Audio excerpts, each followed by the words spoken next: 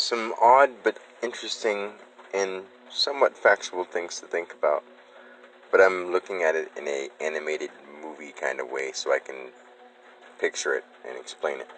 Like grass. You know how old grass is? You know plants, unless you dig them up by the root, they still live. You just chop them up or you're not, sometimes you cut the grass. Just we'll go with blade of grass. Blade of grass is there.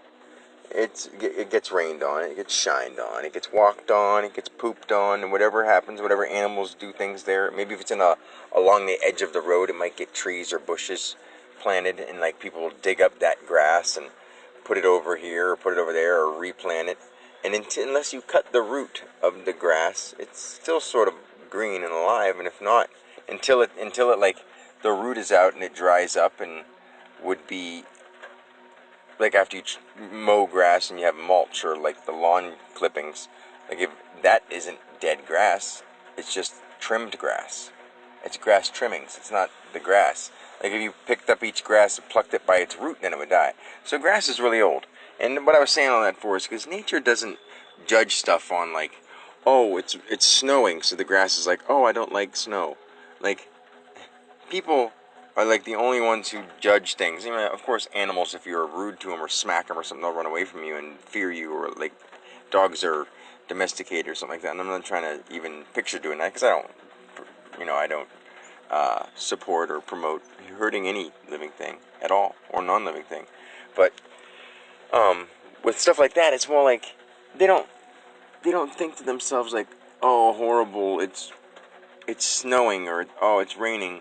I'm looking outside right now, looking at the bird munching on the bread in the rain, thinking, it's raining.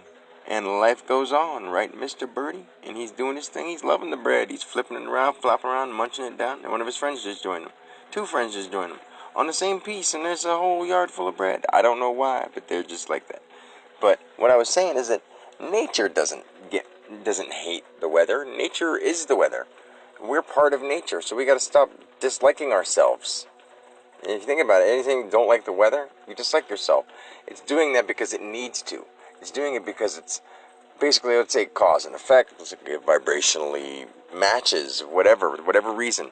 And whatever people think they're doing to interfere with it, maybe they are doing to interfere with it. But that's also nature because we're people taking those thought vibrations and manipulating them, which is what we need to do to quote unquote be right or wrong, I guess you would say, but is to start doing things that are going to help every person, not just one or a group of a few.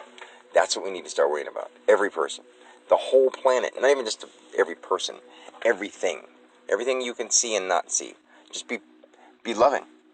Be loving to everything you see and don't see. There's no reason to not be loving to anything. Be honest. Be loving. Love you guys. Peace.